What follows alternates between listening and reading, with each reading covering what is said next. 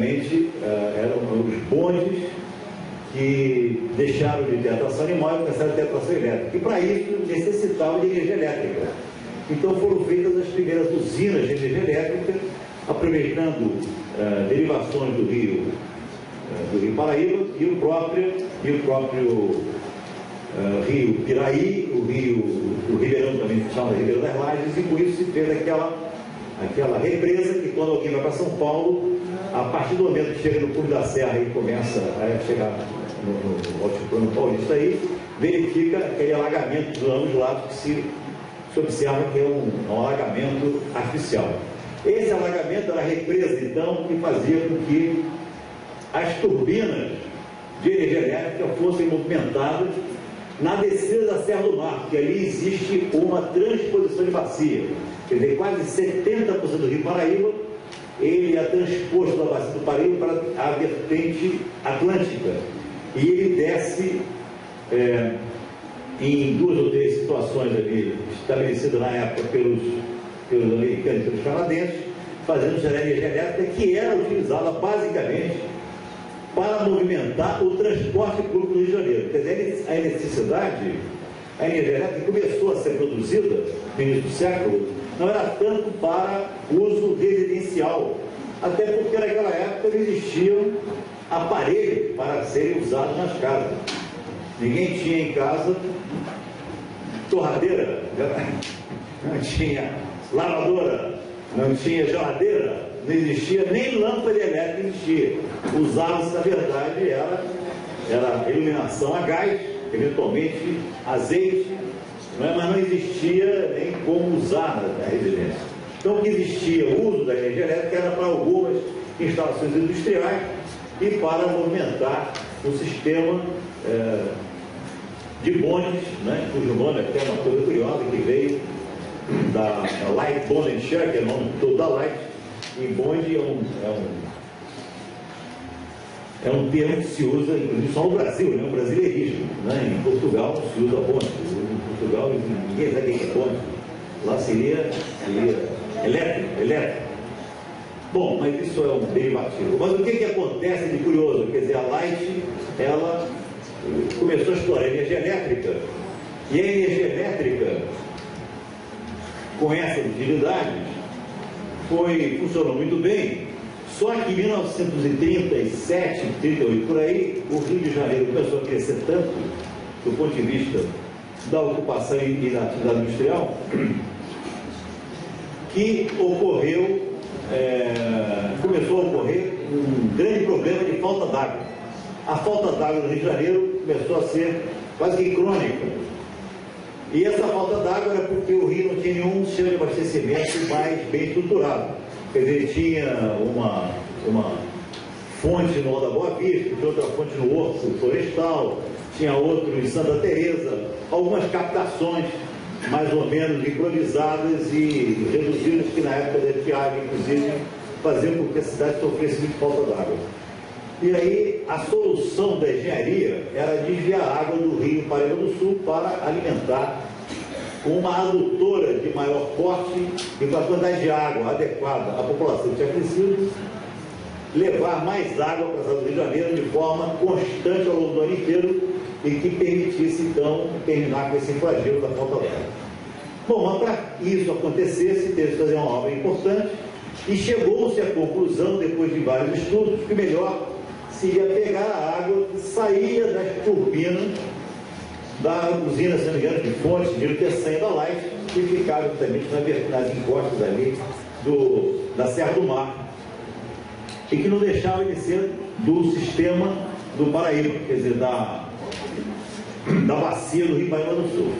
Bom, só que para que isso ocorresse, teriam que ser alteadas, teriam que ser elevadas a crista das barragens existentes, se não me engano, mais 8 ou 10 metros. E com isso a água chegaria exatamente aonde? Já deve estar adivinhando o que eu estou falando aqui. Chegaria a São João Mar. Se a água ia chegar a São João Mar, ia inviabilizar a continuidade da cidade de São João Mar, como já aconteceu em outros lugares, não só no Brasil como no mundo, de sistemas hidroelétricos baseados em inundação afogarem cidades, às vezes monumentos, no caso da Tucimbel, do Egito, por exemplo, uma coisa muito importante. Agora, aqui no caso, atingiria a cidade. Bom, e aí o que fazer? A situação ficou complicada porque a cidade teria que ser totalmente, no mínimo, esvaziada, e possivelmente ela iria sofrer um processo de deterioração e de destruição. Uma cidade que tinha sido tombada 2 anos antes pelo patrimônio histórico. Bom, na época era ditadura getulista, Getúlio Vargas estava no poder, e houve, depois de algumas demarches políticas baseadas nos estudos técnicos, a decisão de se altear a barragem, efetivamente, e de se inundar a cidade. E aí o ditador Getúlio Vargas autorizou que se fizesse o destombamento de São João Marcos. Imaginem só só para vocês refletir, não é? O Getúlio, que é pranteado e realmente como uma figura fantástica na história do Brasil, mas ele, daquela circunstância, naquele momento histórico, entendeu que melhor realmente para a cidade do Rio de Janeiro, para o progresso material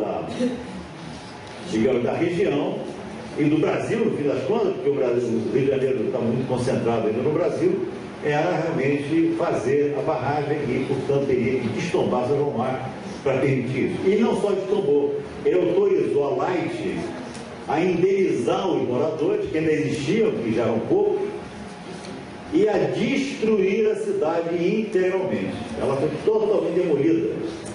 Não ficou pedra sobre pedra, só ficou o calçamento, que é igual de Paraty. Então, Paraty, São João Marcos, tinha o calçamento semelhante, pela mesma época, e ficou o calçamento. Esse calçamento está lá até hoje, né?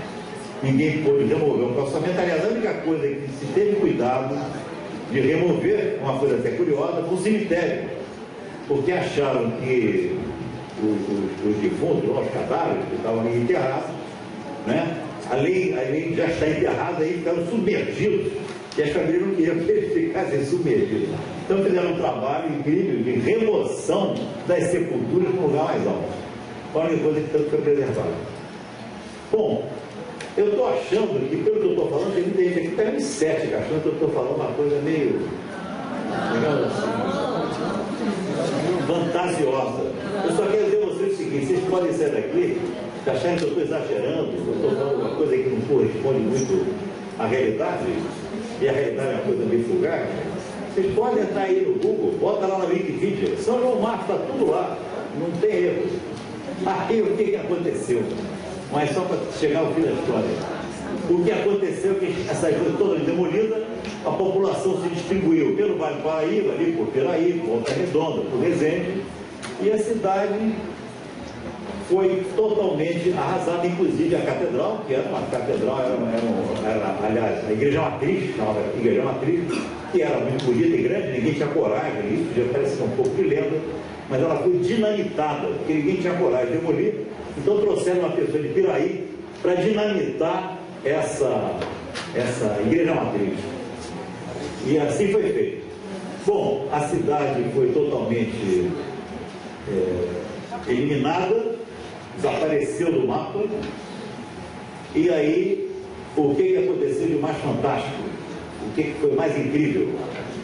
Alteou-se a barragem por uma questão que não foi exatamente de engenharia, foi uma questão ambiental na época, nem se falava esse termo, mas por uma questão também ligada a uma segurança de barragem, que depois se identificou, não foi totalmente cheia a barragem. E aí o que houve? A água não chegou a São João. Isso foi fantástico. Então, quer dizer, todo esse processo de destombamento, de destruição e de acabar com o patrimônio arquitetônico fantástico foi rigorosamente em vão. Vejam só que coisa incrível. Bom, por que eu sei de tudo isso? Porque há cerca de 3 anos atrás, o presidente da Light, na época, qualquer prefeito já conhece, né? Ele soube essa história, porque essa história ficou tão escondida, ficou tão desaparecida, como tudo que aconteceu na cidade, e ninguém talvez ousasse propagar essa história.